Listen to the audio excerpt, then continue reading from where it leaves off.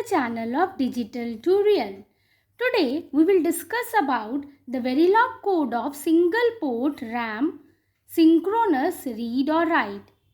आज हम Verilog code किसका, सिंगल पोर्ट रैम का, जिसमें सिंक्रोनस है रीड एंड राइट ऑपरेशन, उसके बारे में डिस्कस करेंगे. Now the first question is what is single port random access memory.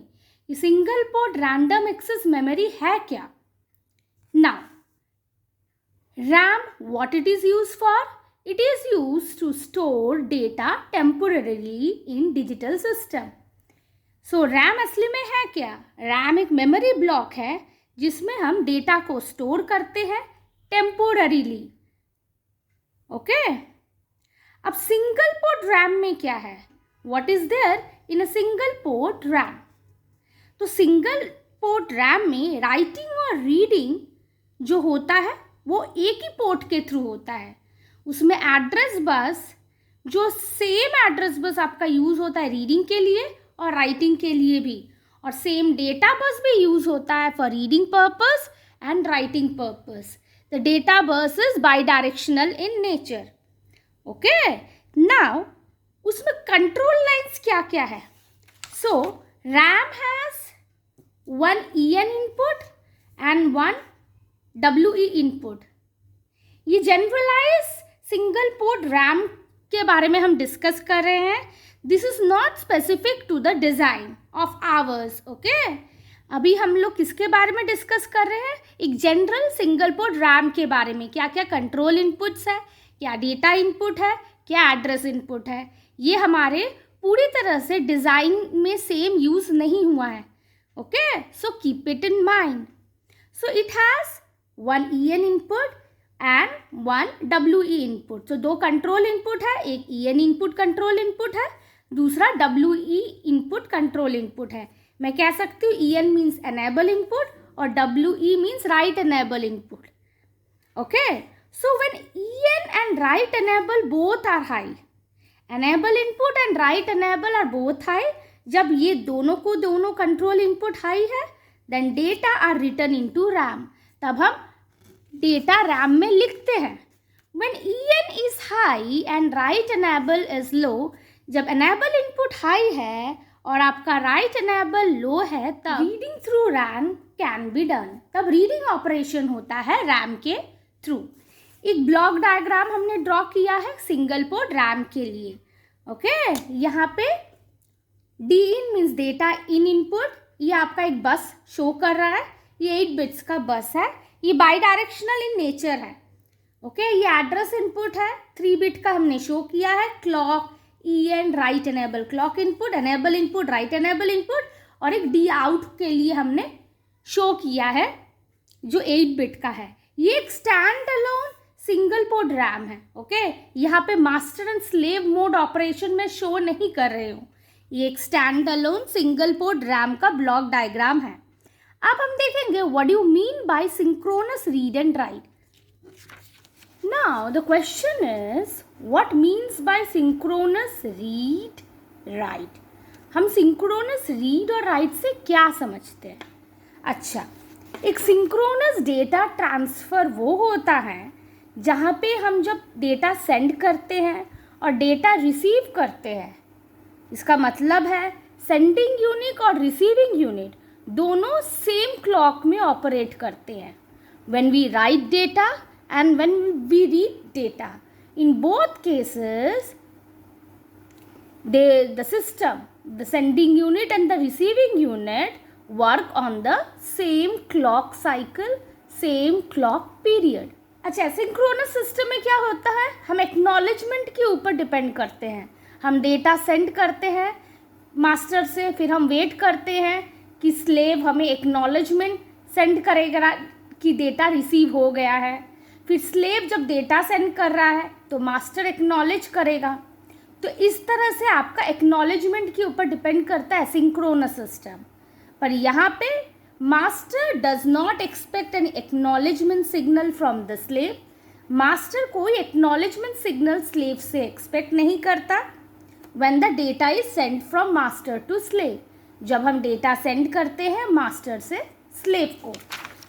Similarly उसी तरह when data from the slave is read by master, जब मास्टर रीड करता है स्लेव का डेटा, उस वक्त भी neither the slave informs that the data has been placed on the data bus, तब भी स्लेव इन्फॉर्म नहीं करता मास्टर को कि हमने डेटा को डेटा बस में प्लेस कर दिया है, nor the master acknowledges that the data has been read, और मास्टर भी एक्नॉलेज नहीं करता कि हमने डेटा रीड कर लिया है। ओके, सो यह एक्नॉलेजमेंट सिग्नल का यूज़ नहीं कर रहे हम, वो हमेशा एसिंक्रोनस सिस्टम में वर्क होता है। सिंक्रोनस सिस्टम में रीडिंग राइटिंग ये दोनों सेम क्लॉक में ऑपरेट हो रहे हैं। ओके, और मास्टर यूनिट और स्लेव यूनिट अपना जॉब, अपना टास्क सेम क्लॉक में कर रहा है। Okay, both master unit and slave perform their own task of transferring data at designed clock period. तो दोनों के दोनों master and slave of transferring data are doing their job in the design clock period में। Okay, this is meant by synchronous system for read and write. हमारे यहाँ जो unit हम design कर रहे हैं वेरीलॉग में, the RAM model, that RAM model is a stand alone RAM model where reading and writing are happening at the same clock pulse. Okay, same clock period. Because I spoke about the master mode and slave mode of operation of a RAM, क्योंकि मैंने master mode और slave mode operation के बारे में थोड़ा सा discuss किया, ये एक पॉइंट मैं इंक्लूड करना चाहती हूँ। One point I want to include is that master और स्लेव मोड कहाँ पे यूज़ होता है, जहाँ हमारे पास कुछ कॉमन रिसोर्सेज है जो डिफरेंट टास्क में और डिफरेंट जॉब में हमें लग रहा है, उन कॉमन रिसोर्सेज का एक्सेस राइट, मतलब कौन कब उस कॉमन रिसोर्सेज को यूज़ करेगा, उसके एक्सेस राइट को डिटरमाइन करने के लिए हम स्पेसिफिकली मास्टर और स्लेव मोड डिफाइन करते हैं। जहाँ पे हमारे पास एड्रेस है, हमारे पास डेटा बस है, एड्रेस बस है, ये दोनों के दोनों बसेस कॉमन रिसोर्सेज है जो रीडिंग और राइटिंग पर्पस में हम यूज़ कर रहे हैं। तो ऐसे चीज़ों में, ऐसे रिसोर्सेज में हम मास्टर और स्लेव मोड को इंट्रोड्यूस करते हैं। ओके, जिससे कि जो कॉमन रिसोर्सेज है उनकी एक्सेस राइट डिफाइन हो सके। ना we are doing the Verilog coding. अब हम वेरीलॉग कोडिंग कर रहे हैं, उसके लिए हम डिज़ाइन फाइल लिखते हैं। ये आप देख रहे हो double slash then dash dash dash, this is use for double slash आपका कमेंट के लिए यूज़ होता है। So double slash design name मैंने क्या रखा, RAM _ sync _ read RD _ WR write, double slash file name RAM _ sync _ read RD _ WR .v file. .v file आपका वेरीलॉग coding है, वेरीलॉग के लिए फाइल है, उसको .v एक्सटेंशन देते हैं। उसके बाद function of the file is you have to mention, ये आपका synchronous read and write RAM है जो मैंने मेंशन किया। उसके बाद स्लैश डबल स्लैश कोडर, यहाँ पे आप अपना नाम लिख सकते हो या फिर जिसने भी कोड किया है वो अपना नाम लिखेगा। Now double slash dash dash dash all dash. Okay, तो ये आपका कमेंट सेक्शन हो गया डिज़ाइन फाइल का। उसके बाद मॉड्यूल, उसके बाद हम लिखते हैं, फिर मॉड्यूल नेम प्रोवाइड करते हैं RAM _ sync _ RD _ WR। Now bracket is starting, उसमें हमने पहले क्या मेंशन किया, पोर्ट्स। तो ये आपका पोर्ट लिस्ट है। CL K is the clock, comma clock input, address comma address input, data comma data input that is bidirectional in nature, CS comma chip select input, WE comma write enable या फिर read enable input, and OE stand for output enable input, then bracket close and then semicolon. Now we defining the parameters. हम parameters को define कर रहे हैं। तो हमने जो रैम का मॉडल बनाया उसके पैरामीटर्स है, डेटा विथ हमने क्या सेट किया, is equal to 8 semicolon, parameter ADDR means address underscore with is equal to 8 semicolon, फिर से पैरामीटर रैम विथ क्या होता है, रैम डेप्थ एक्चुअली होता है जो आपका एड्रेस विथ से हम डिटरमाइन कर सकते हैं, that is 2 raised to address width is actually the RAM depth. यहाँ पे हमने RAM depth is equal to 1, this is a less than operator, 2 less than operator, then address width semicolon. तो ये जो आपका ऑपरेटर है ये शिफ्टिंग ऑपरेटर है, अभी हम इसके बारे में देखेंगे। The RAM model used in Verilog code, जो रैम मॉडल हम वेरिलॉग में यूज कर रहे हैं वो पैरामीटराइज्ड है in terms of memory depth. हमने देखा, हम किसके बारे में एक्चुअली डिस्कस कर रहे हैं, हम इस लेस देन ऑपरेटर के बारे में डिस्कस कर रहे हैं, ठीक है। सो वो मेमोरी डेप्थ जो है, रैम का मेमोरी डेप्थ पैरामीटर डिफाइन कर रहे थे, ओके। सो वो पैरामीटराइज्ड है, रैम मॉडल में मेमोरी डेप्थ पैरामीटराइज्ड है, उसको हमने पुट किया रैम अंडरस्कोर डेप्थ। अब उसको हम डिक्लेयर कैसे करेंगे, the declaration parameter RAM underscore depth is equal to 1 less than ADDR underscore width, ये आपका पैरामीटर डिक्लेयर किया गया है वेरिलॉग कोड में। The less than operator has been use to represent, इस ऑपरेटर का यूज क्या करने के लिए यूज हुआ है, for representation of 2 raised to address ADDR underscore width, ठीक है। इसको रिप्रेजेंट करने के लिए लेस देन ऑपरेटर को रिप्रेजेंट कर, मतलब लेस देन ऑपरेटर का यूज हुआ है in order to represent this exponential function in Verilog, because there is no exponential operator in Verilog. In order to do the exponential operation, we are using this particular operator. Now, we will discuss about less than operator, how it is exponential in nature. So Verilog provides a left shift operator using less than to shift the bits to the left. So this operator is used to shift the bits to the left. Now we will see how. Suppose x is a variable and value of it is 4 tick B1100, ठीक है। Now the statement x is equal to x less than 2 semicolon, यहाँ पे x को मैं update कैसे कर रही हूँ, by shifting it by left by 2 bit position, तो shift x by 2 places to the left, that is what I am doing. x is equal to x less than 2.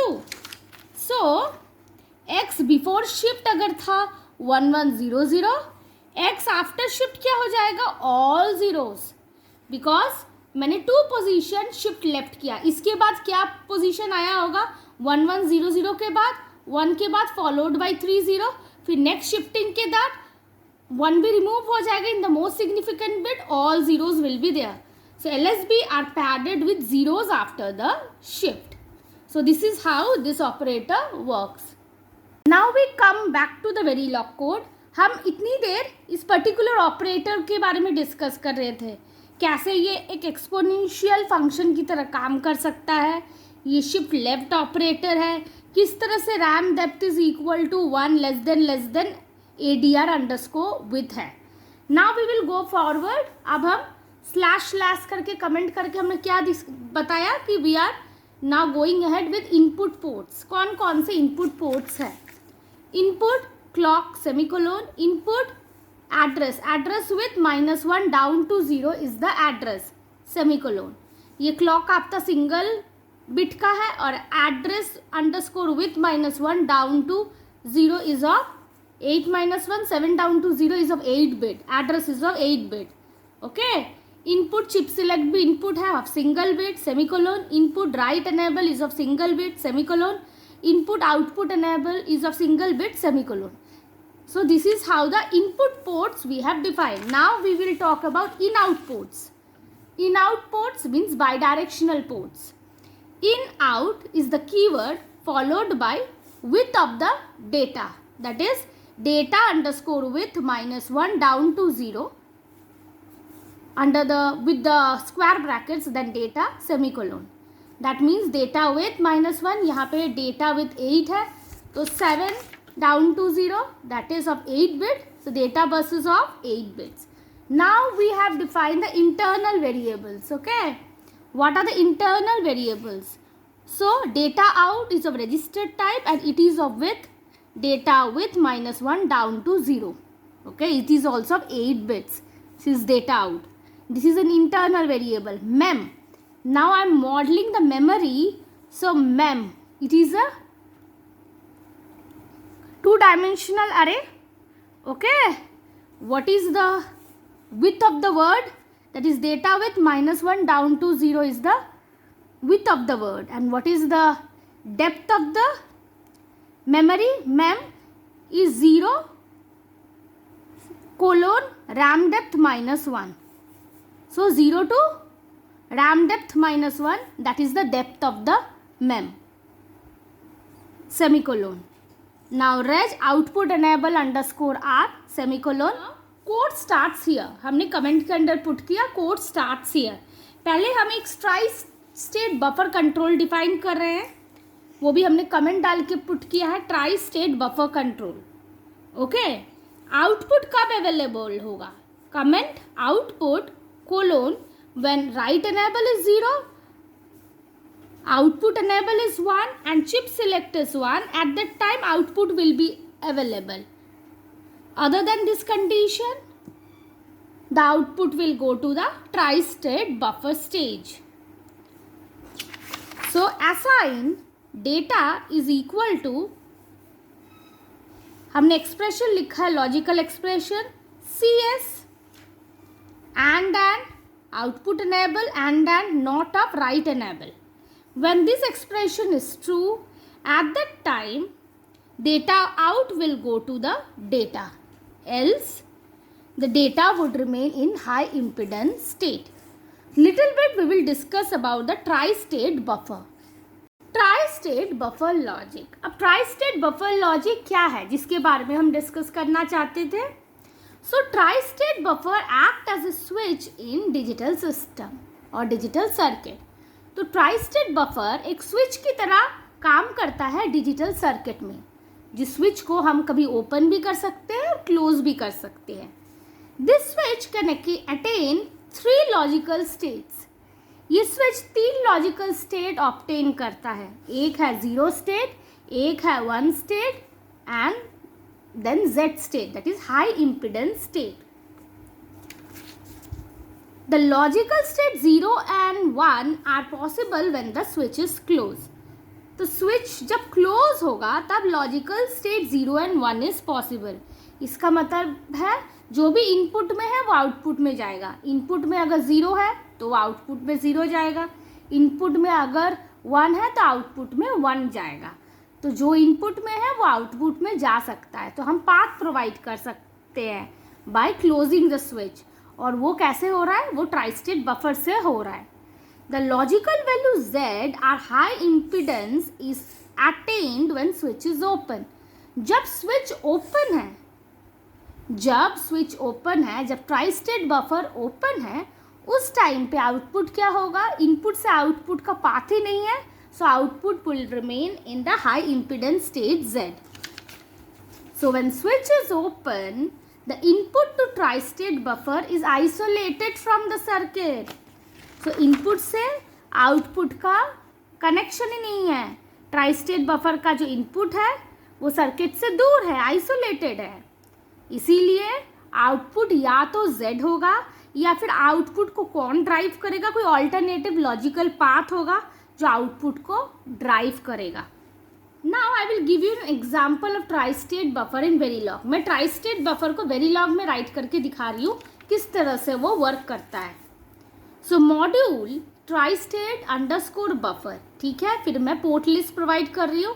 Input underscore x comma enable comma output underscore x bracket close semicolon. तो यहाँ पे input क्या है? Input is input underscore x semicolon. enable is also of input type, input enable semicolon. उसके बाद output underscore x क्या है, this is of output type and semicolon. Okay, now assign output underscore x is equal to enable question mark input underscore x colon tick bz. इसका मतलब है जब enable high होगा, when the enable is high, whatever is input underscore x will go to output underscore x. But if enable is 0, irrespective of the value of input underscore x, the output underscore x would be at high impedance state, that is tick bz. Then end module. Now test bench. हमने test bench से test भी किया है. Input underscore x is equal to 0, comma enable is equal to 0, enable भी 0 है, input underscore x आपका 0 है, तो आउटपुट क्या होगा, output underscore x is equal to z. Here output underscore x is not depending on input underscore x. It has seen that enable is 0, so output underscore x is z. Next state, input underscore x is equal to 1, enable is equal to 0, then output underscore x is again z because enable is 0.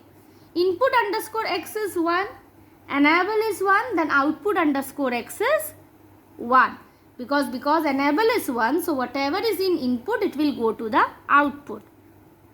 Enable is 1, input underscore x is 0, then output underscore x is whatever is input it will go to the output, output underscore x, that is equal to 0. Okay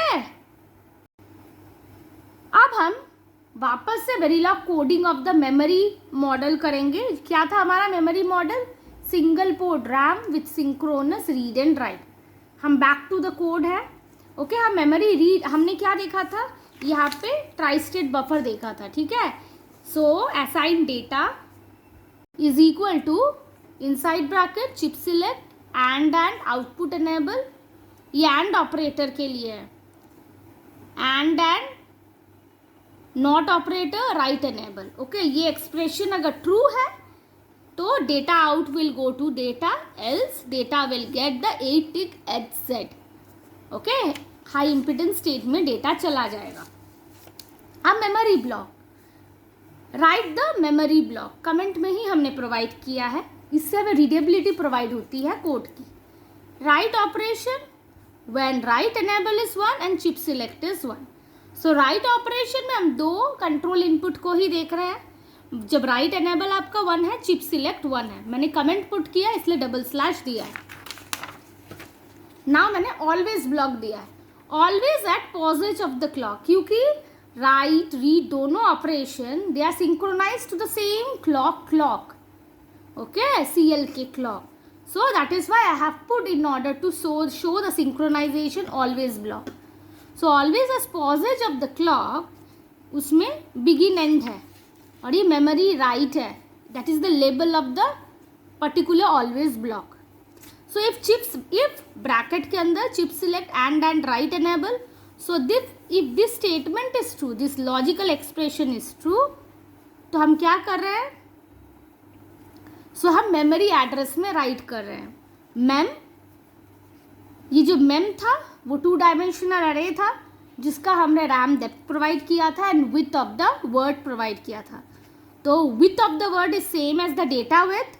okay and mem address location जो provide होगा, input provide कर रहा है test bench से address, वहाँ पे हम right कर रहे हैं डेटा.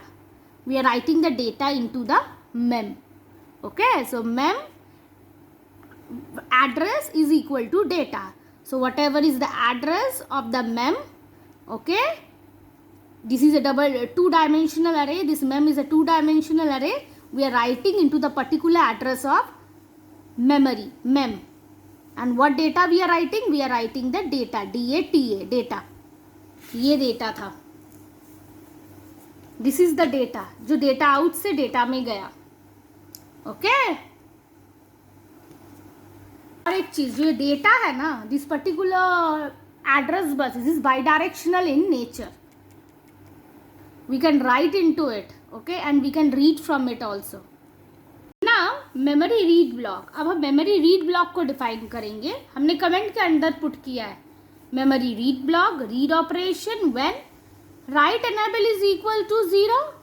जब राइट एनेबल 0 है, comma output enable is equal to 1, output enable 1 है और चिप सिलेक्ट इक्वल टू 1 है, तब आपका रीड ऑपरेशन होगा. ये हमने कमेंट में पुट किया है. फिर से मैंने एक ऑलवेज ब्लॉक पुट किया है जो मेमोरी रीड करेगा. That is also synchronize to clock CLK, so always at posedge of the clock. ठीक है. अब इस बिगिन के लिए कॉरस्पॉन्डिंग एंड है और इस बिगिन के लिए ये कॉरस्पॉन्डिंग एंड है.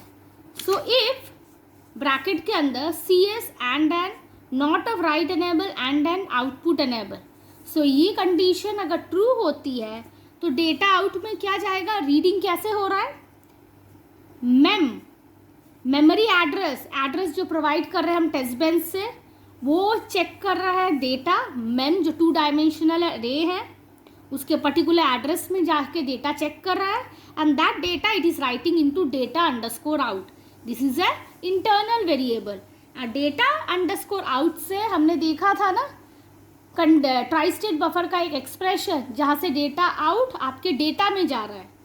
ओके तो हम सेंड कर रहे हैं because the data is a bidirectional port, in out port, whereas this data underscore out is a internal variable. So जब हमारा ये पर्टिकुलर एक्सप्रेशन ट्रू हो रहा है तब रीडिंग कर रहे हैं. कहाँ से रीडिंग कर रहे हैं, द एड्रेस जो हम स्पेसिफाई कर रहे हैं from the test bench. Mem का जो वर्ड विथ है that is same as the data output का विथ और डेटा का विथ. वो डेटा हम रीड कर रहे हैं, we are sending in to data underscore out and from data underscore out it is going to the data. यहाँ पे वो एक्सप्रेशन से देख सकते हो, assign data is equal to, if this expression is true then whatever is the data out that will go to the data. So this is what is happening here also, the same expression you see. Okay, so ये जो data हम read कर रहे हैं that is going to the data out and from data output to data. हमने एक internal reg define किया of single bit output enable underscore r. So we are setting this variable to 1 if this expression is true. If it is false we are setting this variable as 0. और ये रहा end module. So this is the end of the module. So this is the end of the whole module of RAM. What was the name of the module? RAM underscore sync underscore read underscore write. What it was? It was a synchronous read write RAM of single port. Hope I am able to make you understand the Verilog code of synchronous read and write RAM. Okay, I have tried to go on through the details of the code and very important operators, Verilog operators, and I have discussed. If you like the video, share with your friends and please subscribe the channel. Have a nice day. Bye.